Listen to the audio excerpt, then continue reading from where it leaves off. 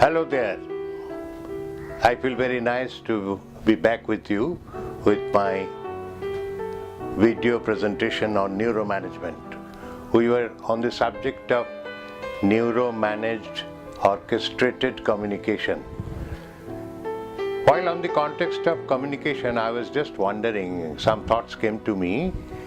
Communication is filling in the space between two persons when two persons are interacting with each other.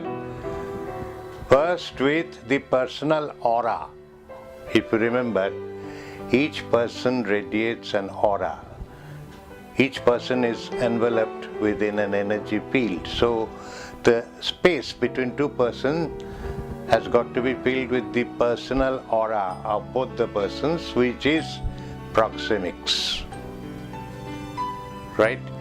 And then the space has got to be filled in with sound, so sonics, and with words, which is linguistics. So we come to the last factor of our KPSL formula, linguistics. Now, linguistics deals with words, grammar, composition, the other things we have already covered, pronunciation, accent, and intonation, voice modulation. So we'll be talking a little about words and grammar, etc. The first rule which you have to observe is that you have to have a very good vocabulary of any language that you will be using for your verbal communication.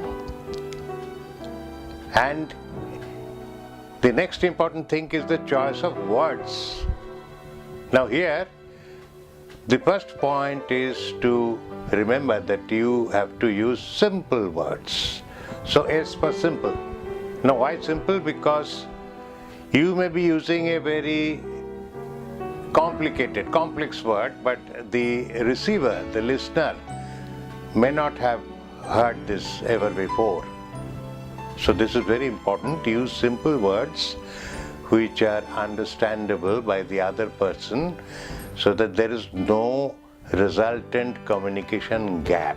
Let us talk of three very typical situations. Number one is sales communication. Now in sales communication, if you are the transmitter, if you are the T, do not use too technical jargons with the prospect, who is the receiver, because the prospect may be a layperson. So use simple examples.